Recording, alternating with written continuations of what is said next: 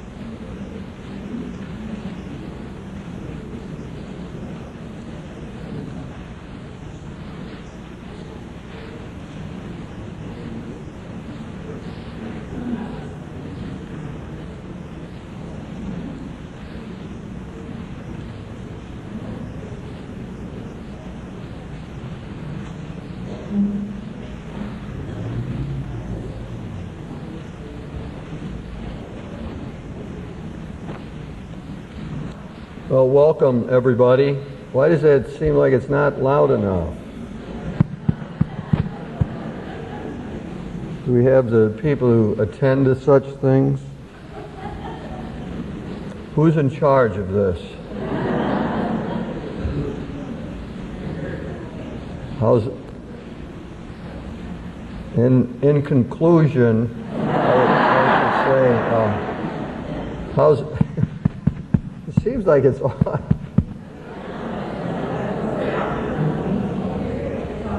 I hope the pastoral administrator takes her time, doesn't run in church. See if we can get this thing working. Anyway, welcome everybody. And I want to thank Dr. Gallardi for arranging this series, as he's been doing for many years. He's got it arranged through 06. We got wonderful people coming as part of this series. In fact, he'll be talking next week, and Monica Helwig and Peggy Steinfels, and we're still pushing buttons. Michael Himes, great speaker. John Allen knows more about, if we can keep the Pope healthy, he'll be here. If the Pope dies, he's not here. And Dr. Gallardi will speak instead. I had forgotten to tell him that. So get ready, Rick, for that. That remains to be seen. Is that... My ears are plugged up. So, welcome. You got a handout, and if I did everything on that handout, we would be here till tomorrow morning. And that was cut down from about 10 more pages. So, anyway, we'll pick out some things that I think are important. I got an image in my mind. It's Randall Terry. Is that his name? Randall Terry. He's on TV, the Shivo case, and he's saying, we evangelical Christians, we write the religious right, we elected the Bush administration, we expect them to do something about this and get this straightened out. Tim Russert the other morning, I got a transcript of it, had Father Drinan on, and there's Jim Wallace, They're talking about faith in America.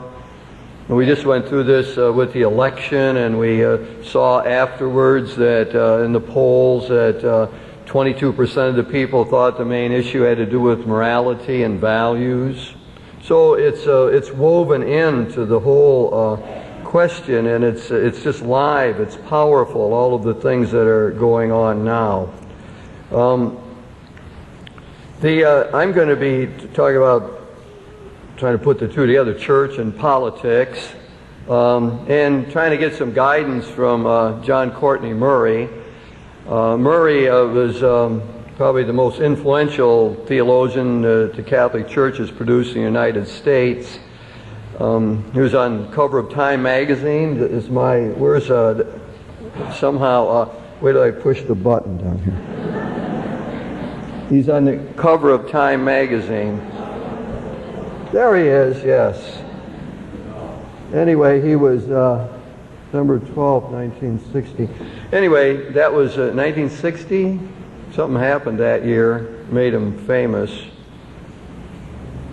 It was the election of John Kennedy, and his book, We Hold These Truths, came out that year, and he was thought to have helped prepare the way for the election of Kennedy. He was a public theologian. Now, theologians do different things. Some address the church primarily, speak in that setting. Others speak to the academy, to the university. Some, like Reinhold Niebuhr, famous Protestant theologian, address the public as a whole. And John Courtney Murray did address the public. So he's a public kind of theologian. I suppose the other thing that comes to mind with Murray was in 1955 he was trying to publish a couple articles on the question of religious liberty, advocating that everyone should have a right to practice their religion and so on, that the arrangement we had here in the United States with the First Amendment worked well. And a couple of his articles had to be censored by the Vatican, and he wasn't allowed to publish them, and there were other sort of warnings to him. And in a symbolic move, he took out of his library all the books connected with this whole question of religious liberty as obedience. He's going to go along with this. And just 10 years later, John Courtney Murray was in the Vatican upon celebrating a Mass with Pope Paul VI as they promulgated the document on religious liberty, which enshrined many of the ideas that he had held and been censored for in the past. It's a remarkable story. It tells us a whole lot of things about the development of doctrine, about the kind of person Murray was, and the way the church advanced through some of those years. Throughout, I've mentioned some books. People are into that. You can check those out. Read it. We Hold These Truths is Murray's important work and contains a lot of his important thought. So I'm dividing this up into the various areas. I'm going to talk about the question of apathy and then polarization in the church, how the church and politics can go together, and maybe some of the things that the Catholic community has to say about all of these questions.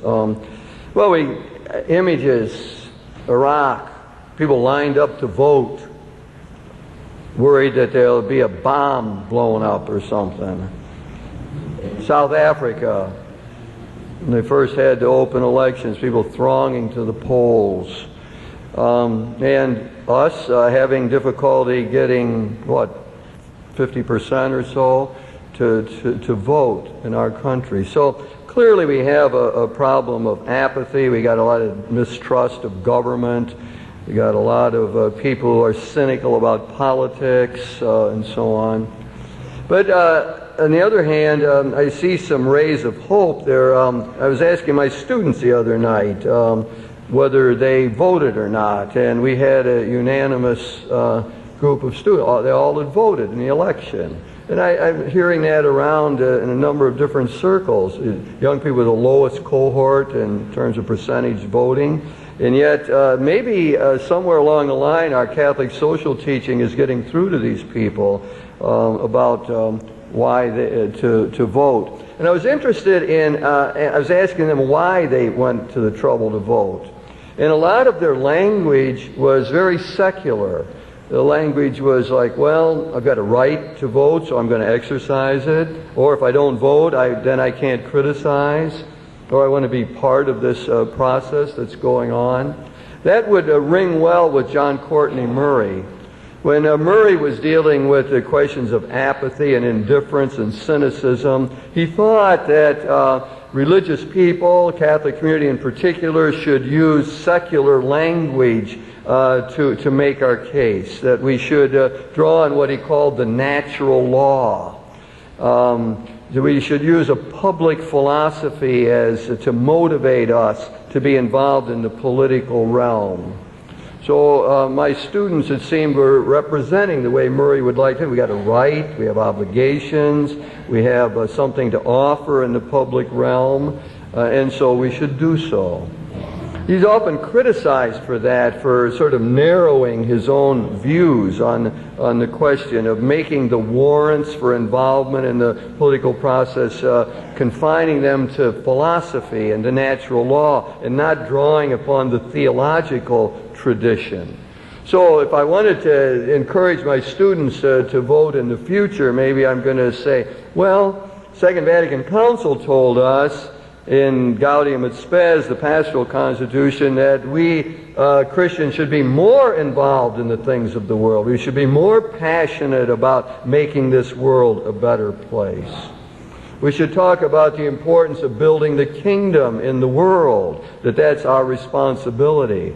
We might want to say that discipleship involves necessarily citizenship, that the two things go together, that we are citizens as well as believers, that we can't just talk about love of God and leave it in the church. It involves love of neighbor, and love of neighbor today has an institutional side to it. We realize there's social sin, there's systemic problems, and that if we're going to make the world a better place, spread the gospel, we have to be involved in trying to make the world a better place, to try to create institutions that are more responsive, more just, and more humane.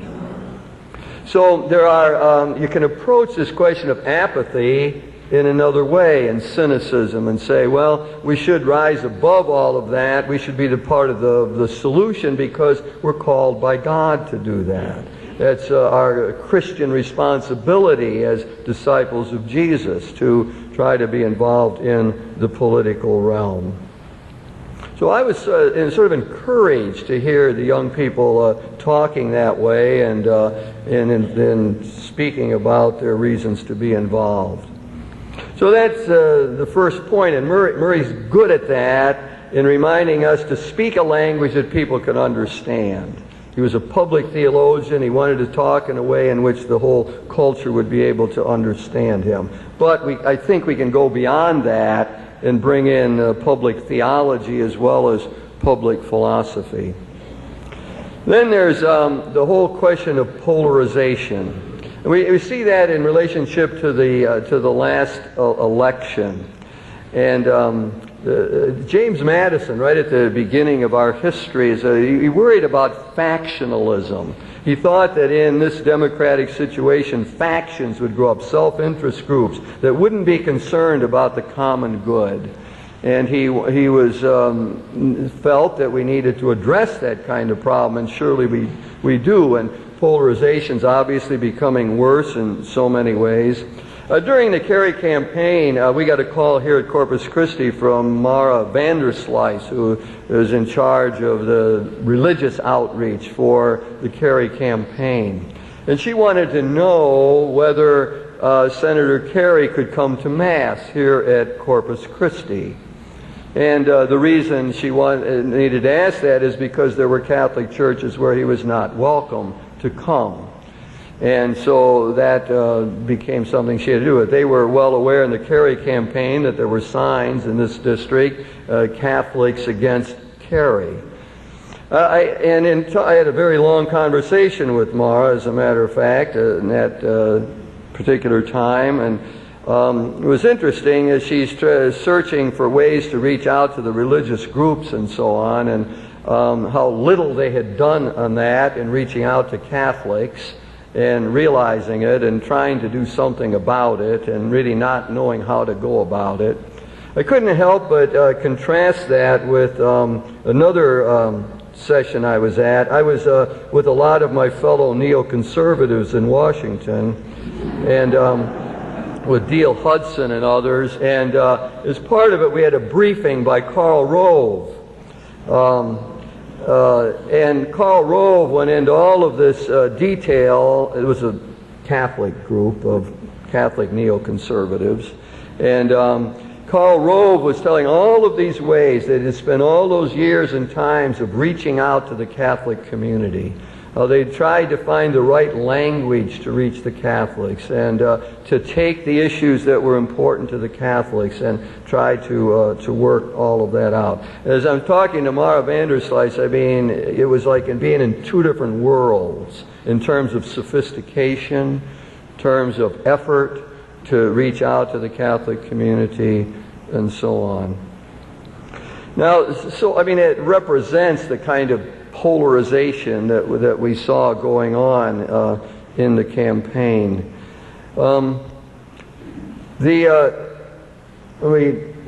Obviously, I was thinking of family. One of our families here, there was the husband was on one side and the wife was on the other, and they ended up having to cease conversation on political matters. Right within the family, they were polarized in that way. And that, I'm thinking of the larger picture of Ohio and the way the vote went. Nationally, Bush won 52% of the Catholic vote to 48% of Kerry. For Kerry, in Ohio, it was 55-45, and with obviously a swing of about 60,000 votes that would have shifted the whole result of the election. And I would say that a good part of that Catholic vote was, would not vote for Kerry precisely because on the religious issues, and mainly the abortion issue. So that you can see, I was thinking of this, we often think we're polarized, red states and blue states, but I mean, this is a red state, but we're polarized, within 60,000 votes of one another on that issue. So it's not red states. Right within red states or blue states, you've got these sharp divisions, which is a more nuanced way, I think, of thinking about this whole polarization problem, which occurs in families and neighborhoods and parishes and so on. Murray is very good at trying to overcome that. John Courtney Murray believed in argument. He thought that he had this phrase, we should be locked in argument. We need to have dialogue. That's the way it works. That's many of the founding fathers saw it the same way. We're going to have these different groups. How are we going to get along? Each of the groups will be able to enter into dialogue with one another. Murray really saw 4 different groups in the country. I mean, we're going back now into the 60s, remember. When he wrote this book, he saw the Protestant community as sort of a monolithic, didn't distinguish out various Protestants like we would today, evangelicals and mainline Protestants. He saw the Jewish community. It didn't see the Muslim world. Muslims, of course, now are outnumbering Jews in the country. And he saw the Catholics, and fourthly, he saw the secularists, which he thought we could bring into the conversation as well. So he had an odd word for those. He called each one of those conspiracies, people who in a sense breathe together. They have their own ethos, their own worldview, their own way of seeing the world, those 4 different groupings. But he wanted to have conversation among those 4 different groups. And he thought what we got to do is find where we've got common ground. And he thought we had sort of an emotional affinity in this country. And it came from living in this big country, a vast country with rich resources and all of that affects us emotionally. And he thought, well, we're the product of a whole history in which we've formed a nation and in which we've come to the situation where we are in the world today. So we have a shared history like that. And we have common dreams of living freely in pursuit of happiness. So he thought those emotional elements could help draw us together into conversation, overcome the polarization that he feared even in his own time, and it's obviously been exacerbated since. And then he said, well, that there is what he called the American consensus of public philosophy. Some of you remember Walter Lippmann's public philosophy, and where Lippmann was saying that we've lost something that holds us together like this. So Murray wasn't the only one thinking like this. That's my point. There were people in the secular world as well. But Murray is saying, okay, what we believe in is the American proposition, this American consensus. And it has this kind of idea that we are under God. So he's very taken with the declaration, that we have these, from the Creator, we have these inalienable rights. We're all created equal. And he thought we really had to hang on to that our nation is under God. Now, if you take today, we got probably over 90% of the people in the United States who say they believe in God and pray. So that would be something that would draw in a lot of people. And Murray was interested in figuring out how to draw in the total secularists as well. But he thought that was definitely part of the public consensus that was behind the nation and would, in one way or another, hold us together. And he believed that the great importance that we are free. Freedom was a great topic for Murray. He had beautiful essays about it. We are a free people, and we've chosen to live under a limited government. We have a constitutional government. We have all our checks and balances and so on, because our founding fathers understood that power could get out of control. So we've chosen to live in this way. This is a part of what we are all about. And Murray thought that, with the founding fathers again, that you can't make this democracy work without discipline and virtue. Without discipline and virtue. That would be one of the reasons why we'd go back to number one and say, on apathy, well, why should we participate? Why should believing people participate? Because the democracy will work better if there are people of virtue and discipline who are able, in one way or another, to contribute to the well-being of the society. And Murray was big on a traditional distinction that he thought that we had lost in many ways, and it's at the center of much of his thinking. That's the distinction between the state and society. So society is wider than the state. Society includes universities and the press and labor unions and corporations and voluntary associations, PTAs. Those are all elements in society. The state is that part of society that is involved in the governance and creating a public policy. The state is concerned with the common good. The society. The job of society, the job of everybody, is to help ensure the common good, that we flourish as human beings, that there's justice and so on. And the state is only a tiny segment of that. And then he thought, well, with all the totalitarianisms, as we think of through it, communism and Nazism and so on, where the state takes over everything, then we begin to understand maybe the importance of that particular distinction. So he thought that what is important in the American proposition is that we understand that the government isn't supposed to do everything. That other people have to do, other groups have to do it. De Tocqueville, when he came here, writing in the 1830s, Democracy in America, said, what's interesting about these Americans is their great ability to form voluntary associations to get things done. They're great. Ad hoc groupings will get together and figure out how to solve a problem. It's really a playing out of a traditional Catholic teaching since 1931, at least, Quadragesimo Anno, of the principle of subsidiarity. that in that picture, the federal government isn't supposed to do everything, but it's better when the local level handles problems because they understand it better and can deal with all of that. So Murray was convinced that we latch on to this public consensus. You got to go back to that. If that's what we tend to lose, as we got to find some way so we can argue. He said you can't argue unless you hold some things in common. Otherwise, we're just at each other's throats. Otherwise, we got sloganeering. That's what we got on the abortion question. When you think about the abortion question, we haven't figured out how to have the debate. I haven't had a good debate on abortion in 20 years, personally. I mean, you can't have a discussion because we don't know what the question is. So there's some people walking around and say, well, the question is, if the issue is a woman's rights over her own body.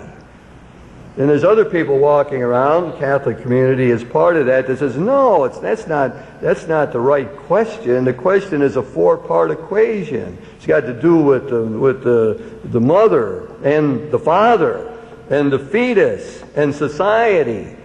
So we can't lock ourselves in argument on the abortion question because we can't get agreement on some larger framework within which we can have the discussion.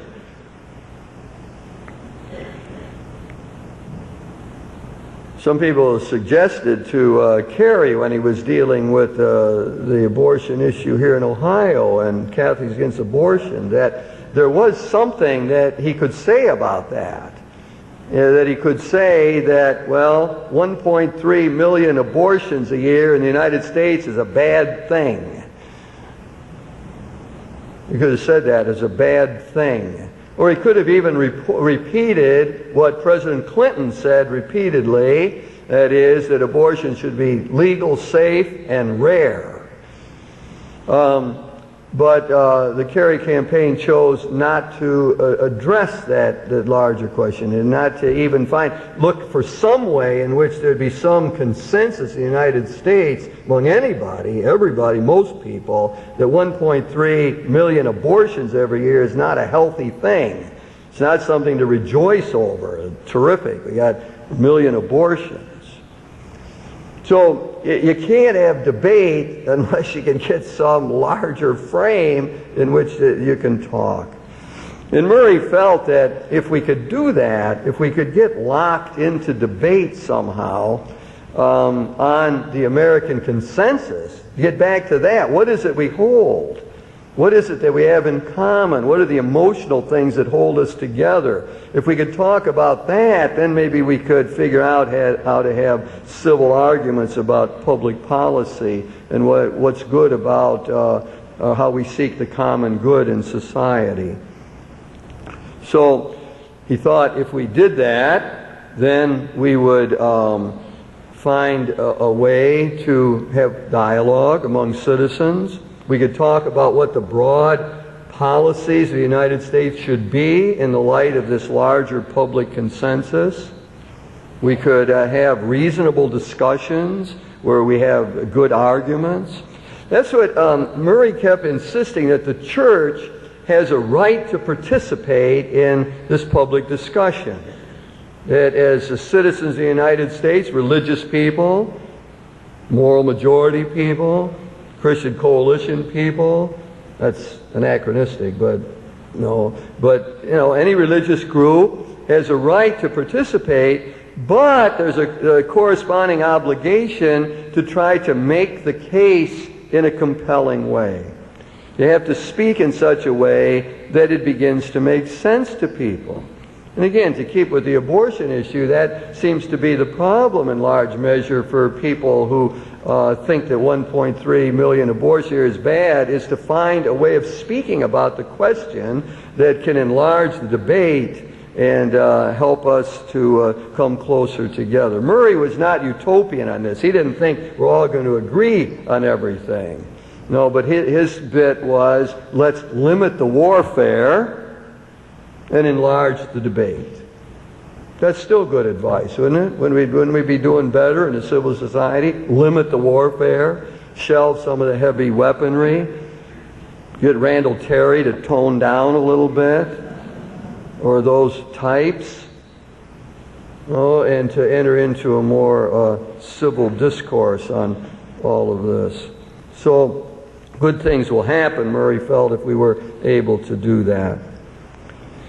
Now, I want to turn to the question of what we're going to deal with, this relationship between church and politics.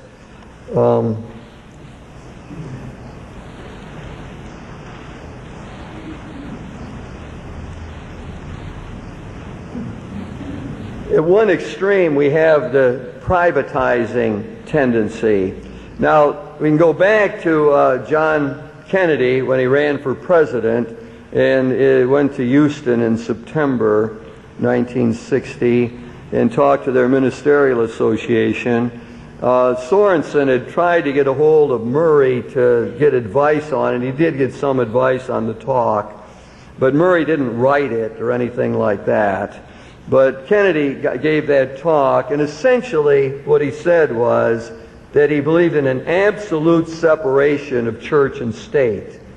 Absolute separation of church and state. And made it clear that his religious views would not influence the way he functioned as president. Well, I mean, there we got an extreme form of privatism. Politically, it worked, whereas he got elected. But as a legacy to deal with this question, it really caused many problems, and has continued to do so. It's almost a total disconnect. And there's many people who think, again, that doesn't really make sense. Sorensen was so upset when Reagan came on the scene and talked all about the way religious values would influence his decisions. All the things they backed off of, Reagan, in a sense, got away with in Sorensen's mind and was able to do, and we've had that, of course, ever since. And the Republicans under Karl Rove figured out how to use that very effectively, to use religious language to reach out to the various constituencies in the culture. Geraldine Ferraro was in the same boat. In 1984, when she was the vice presidential candidate, that she made that same sharp distinction. I remember writing an article in NCR then about suggesting that there was another way for Geraldine to deal with that particular problem. And that most people by then were not buying it. I'm privately opposed to abortion, but it has nothing to do with the public realm. By then, most people were saying, well, how can that be? I don't understand that. I wrote that article largely based on John Courtney Murray's thought of looking for some alternate way to deal with that question. I want to just wait a little while before I get back to that point. So that's one extreme when you ask, how does church, faith, religion relate to politics, culture, the world? One way is to say it's got nothing to do with it. I mean, we've been going in that direction ever since the Enlightenment. You know, in the medieval world, the church was woven into everything. Right? Church was like a sacred canopy, an umbrella, and under it fit everything else. Economics and politics, everything, social life and so on. And of course, since the Enlightenment and modern secularization, things have gotten taken out from under, as Peter Berger says, the sacred canopy. Now they have their own autonomy, politics, economy, and so on. The church doesn't control those things. So there's been a privatizing tendency all along. And that went to the direction of saying, well, religion's between me and God. Religion's a matter of my saving my soul, and my personal allegiance to Jesus, my Savior, and that's got nothing to do with the public realm. So that's where we got to this privatizing thing. On the other side of this relationship is the idea of returning to Christendom. So you might have seen recently in the paper the Ohio Restoration Project. The interest of that group is to mobilize conservative ministers, and Catholics are listed in that group that they want to get together, conservative leaders, And they want to influence directly the Republican Party. They've got these rallies planned throughout the whole state, rallies for Jesus, incidentally. In their promotional material, interestingly enough, they quote from the Mayflower Compact that the settlers came here birthing a nation in order to spread the Christian faith. So there's a lot of Christian language. And part of their bid is to say, we're 5% of the world's population and we control over 40% of the resources. God has blessed us. And why has God blessed us? So that we can go into a world that's dead in many ways, dead spiritually, and take there the living, quote, Savior, the living Savior into that world. That's why God has blessed us, and so that we could have that mission to the larger world. So they're interested in mobilizing thousands of ministers in this whole kind of effort to, one way or another, they got very clear goal of electing Blackwell as the governor, next governor of the state. So that they're very upfront about that. That's part of what they are about. And they want to gain more control over the Republican apparatus throughout the state. Okay, so that would be an example of returning to Christendom, returning to sort of a theocracy almost. Now, the question is there another way of thinking about all of this? Is there another way of getting at this question, how does the church relate to society? I think it would help to have a solid theological background on this, to understand that we believing Christians are also citizens, that we live in one graced world. There's not really a separate secular realm and then a separate realm of the church and spirituality over here. All of that is woven together. The spiritual, the sacred is a dimension of the whole one graced world in which we live. Both the church and politics have the goal of creating a just society. That's been the classical idea of what politics is all about. Politics is supposed to create a situation where justice can prevail, where people can be virtuous, where human beings can flourish.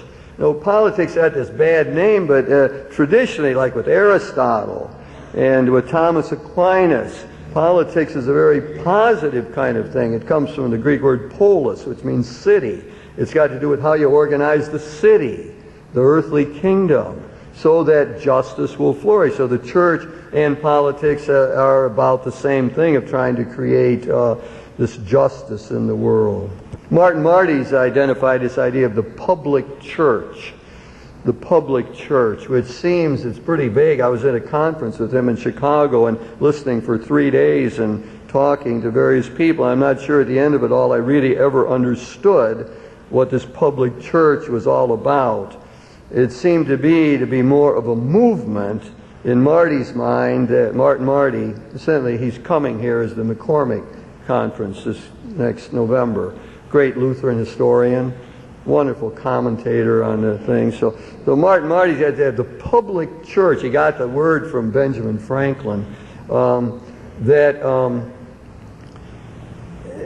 I see it as like a movement of the churches that are interested in saying that what we are about has ramifications in the public realm.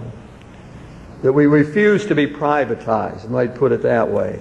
That we're going to make our voice heard in trying to create this more just society and serve the common good. So we have then, with Murray, a public philosophy that's going to help with this. We have a public theology. One of the books on your list is by Ken and Michael Himes. Michael Himes will be here. Thanks to Rick. They got a wonderful book out called The Fullness of Faith. And in there, they're talking about a public theology. The theology has the business of taking the Christian symbol system, the whole Christian package, and showing how it does make a difference economically, politically, in the public realm. So all of that is maybe background to saying how are we going to work this thing out. Now there's all kind of typologies, ways of going about this. Rick has produced one for a book that's coming out later. That's edited by Ken Himes, right? There's a classic one of by H. Richard Niebuhr, Christ and Culture, in which you could use it in this context and say, well, you could say that the church is against culture, against the political realm. Or the church would be in a position of saying, that's all terrible what's going on there. You know, you could be against it. Or the church could be of the political realm. That means it gets identified with it. It just accommodates. So you can't tell the difference between what the church is saying and what the Republican Party is saying or the Democratic Party is saying. So you get accommodation where there's no sort of way of dealing with it. You could have the church could be above politics. That is, it could be immersed in the life of the political world, but it also could remain in judgment upon it. A lot of times people have thought that was sort of a very Catholic way of thinking about it. The church is above culture, meaning its members participate in the political realm, and yet we remain, in our summary phrase, the cross remains judge of the flag. Or you could talk about the church giving in paradox is what Niebuhr called it, but the church would be speaking a prophetic word and saying, this is not right what's here, this is a bad practice, this war policy, preventive war, is against the gospel. Or we could say, well, the church is the transformer of culture, and of the political realm, that we should try to humanize politics, make it better, create more dialogue, bring unity, overcome the warfare, expand the dialogue. That would be the church transforming the political realm. Well, that's one. That's H. Richard Niebuhr's way of organizing thought along that line. And one that Rick likes, and I like a lot as well, is borrowed from David Tracy, and that is to say that the church would be in a mutually critical relationship with culture. Mutually critical. That is, there would be a conversation between the gospel and what's going on in the political world, but each one would be willing to learn from the other. And Murray, of course, is the great model of this himself. Because you see, his great accomplishment in life was to take the American political system and the First Amendment, which he thought was so brilliant. He called the First Amendment, the two clauses, Articles of Peace, no establishment and free exercise. No establishment was for the sake of free exercise in Murray's mind. So we won't have an established religion, but that will free everybody up to practice religion as they see it. So he felt that was a wonderful arrangement, and that would influence the whole church. So that's what he was able to do. He was able to take the American experience, what we've learned in this country. He said the church has flourished here. We've done well. We didn't need privilege. See, before that, the church kept saying we have to be privileged as Catholics. If we were the majority, we'd have to have it our way. Like Franco Spain was often put up as the great example of how it ought to work for Catholics. It ought to be favored if we're in the majority. And Murray kept arguing, no, we don't need that. All we need is freedom, and the church does better. So, as part of this mutually critical dialogue that we're espousing here, Murray took the American political experience and convinced the whole body of bishops in Rome, gathered in the Second Vatican Council, that that's a good arrangement, that things work well that way, and that religious liberty is a fundamental right for every human being.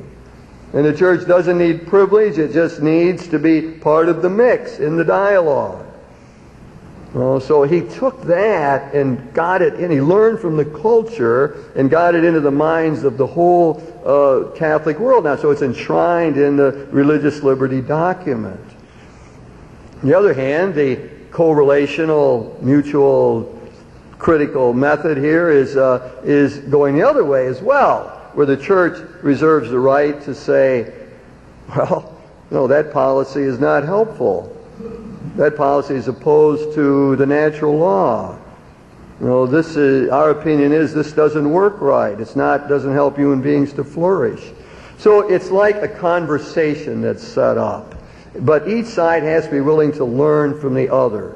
So we can't go into this just thinking that we have every answer. I think that's what's put a lot of people off about Christian coalition and a lot of the language that comes out of the religious right, is this sense that we've got all the answers and we can set it all up and we can make it work and just do it our way and that's it.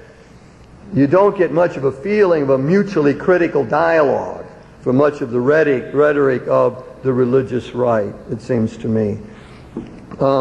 Now, fortunately, we have a great example where this isn't just theoretical, but it was done. It was done in the 1980s in two wonderful pastoral letters, A Challenge of Peace and another document in 86 on economics. Let's just take the peace pastoral. It was in 1980, they set up a committee to work on this question. Now remember the setting. Now we're in the middle of the Cold War. Again. Yeah. The public language. How's the public church going to talk about this? Yeah. Well, I mean, I think the first thing that comes up is, are you going to use church language, or are you going to find a secular language to make the points? I think that's one of the questions. Or you're going to use a combination, which I would end up favoring. But I was taken with the fact that my students ask, why did you vote? They don't tell me because the gospel told them to, or Gaudium et Spes said to do it.